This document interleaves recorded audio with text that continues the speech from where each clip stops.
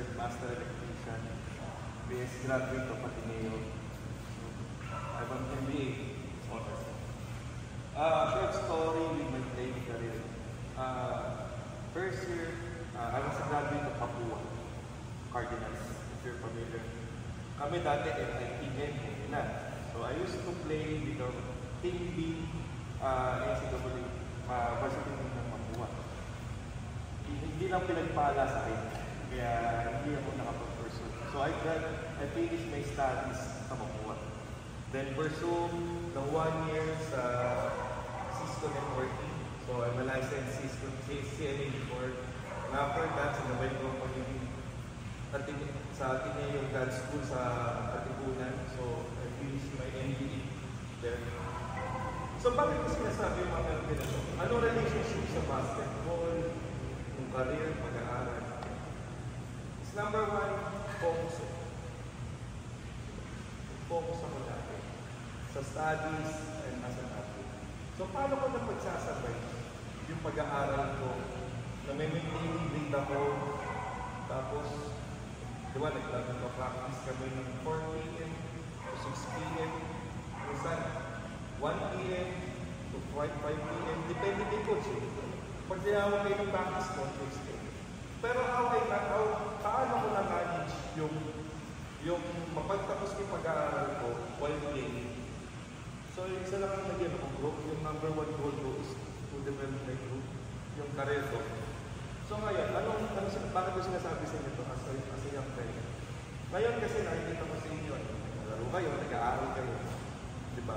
Ang tanong ko sa inyo, ano ang goal nyo? Bakit kayo nandito ngayon sa court na to?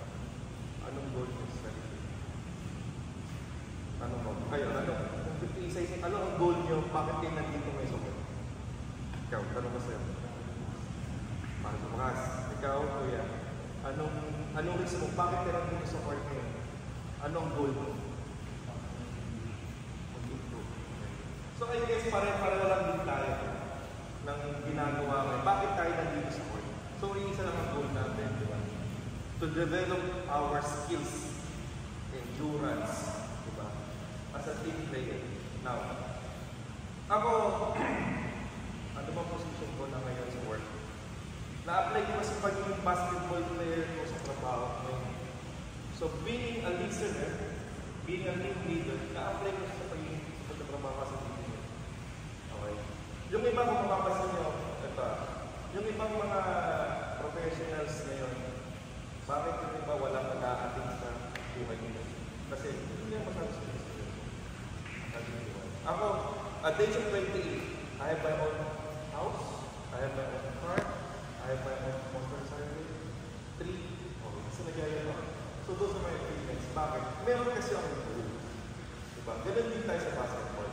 Ang goal natin, kaya tayo nandito, is to develop our skills, endurance, camaraderie, and to win the trophy. You know what I mean? The trophy, the championship trophy. So, ano observation ko sa inyo kanina during the games? Okay, number 1, lahat naman tayo may shooting. Given na yan, lahat tayo may shoot. May marunong mag-layup, may shooter sa labas, may jump shooter. Yes, plus points yan eh. Kasi ano ba ang goal ng laro? Manalo, pataasan ang score. Now, kung pataasan mo ng score pala labanan dito, kailangan, huwag natin kakalimutan to play defense.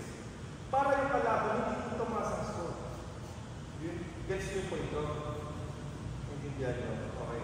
Now, ito ang observation ko lately, sa mga nagpa-basketball ngayon. Ang laging iniisip, yung nandito nakasulat sa likod, hindi nasa harap. Diba? So, kayo, napansin ko yung mga rules, nakita ko lahat ng style of play ninyo. Ang masasuggest ko lang, maximize your role as a player, not as a superstar, not as a scorer. Diba? Kung ano ang strength mo, yun yung kunyari, hindi ka naman magaling mo, hindi ka masyadong shooter. But you can contribute on defense. Diba?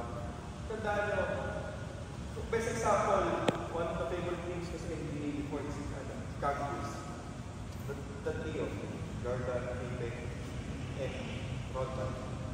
Kapag sinitan ko, wala sila marunong dumipensa. Pero ang scorer talaga ni si Jordan. Look at Pippen. He's a versatile player.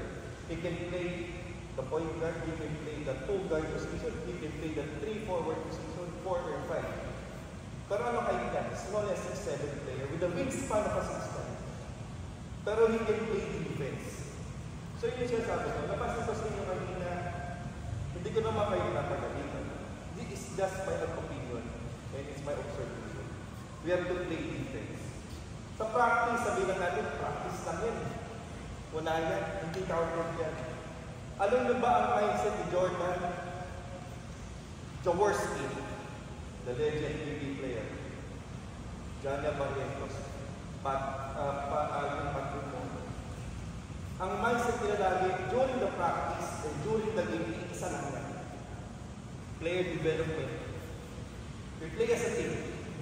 Regardless kung hindi man counted sa PB standings, sa league standings natin, as long as na-execute natin ang maayos yung play natin, na good play defense, it's a part of development. It's also a part of playing as a team. Yun lang. Yun yung masasabi ko. So opensa, closing na ako sa middle. Okay na yung opensa yun. You can play, you can shoot outside, you can drive to the basket, you can drive to the basket. Konting adjustment lang. Pero sa opensa, napansin ko. Nawawala yung depensa sa ilalim. For example, dito kanina, I'm not finishing this. Pero isang depensa, di ba parang nangyayari, nakafocus na, tingin na kagad sa rin. Nakatingin sa kubo may bola. Tingnan niyo yung paligid. May nag-o-open sa ilalim. Ilang beses yung drop pass na nakita ko. Okay, di may nagmamantuman defense. Di ba? Pero, it doesn't mean pag ito, tawag ko binantay mo, ito nakafocus. So, hindi. Kailangan ko tingnan nyo dito. Ang tinitingnan lagi natin, lahat. Hindi lang ito ang focus ko.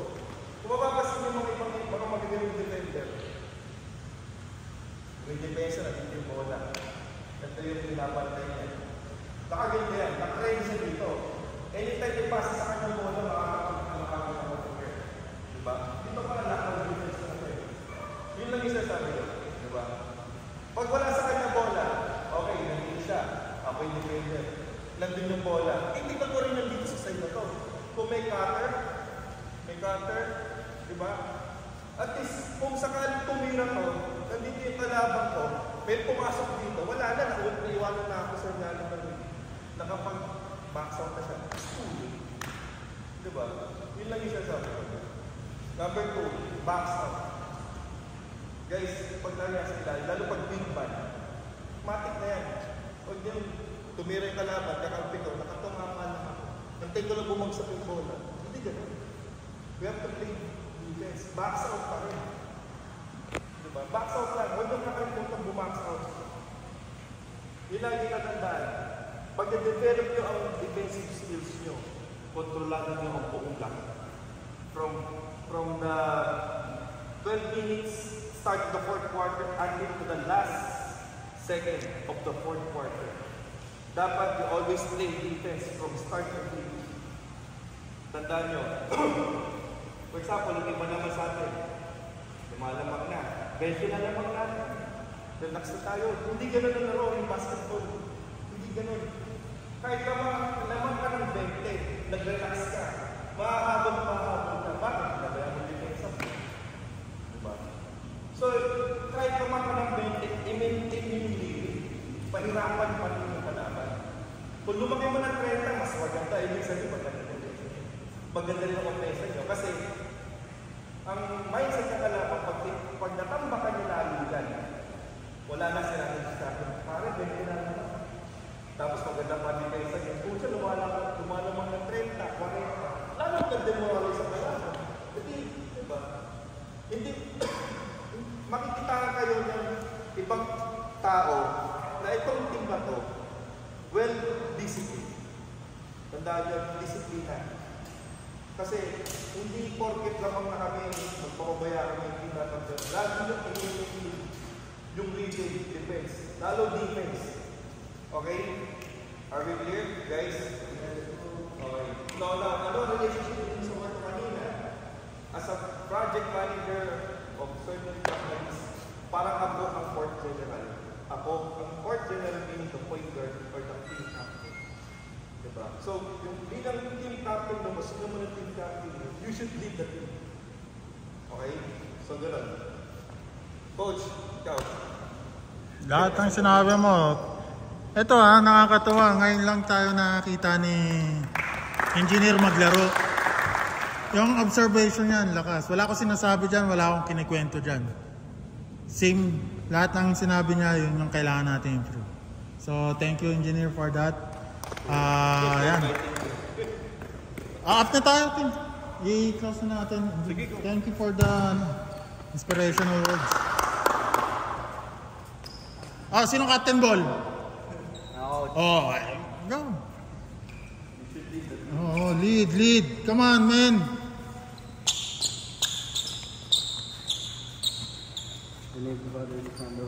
Lord, maraming salamat po sa pagkakataon na binigyan niyo po sa amin para makapag-ensayo muli. Na ibigay niyo po yung gusto namin makamit namin na pananaman sa parating namin na laro. Tuloy-tuloy lang po, Lord. In Jesus' name we pray. Amen. 1, 2, 3! Oh! Thank you.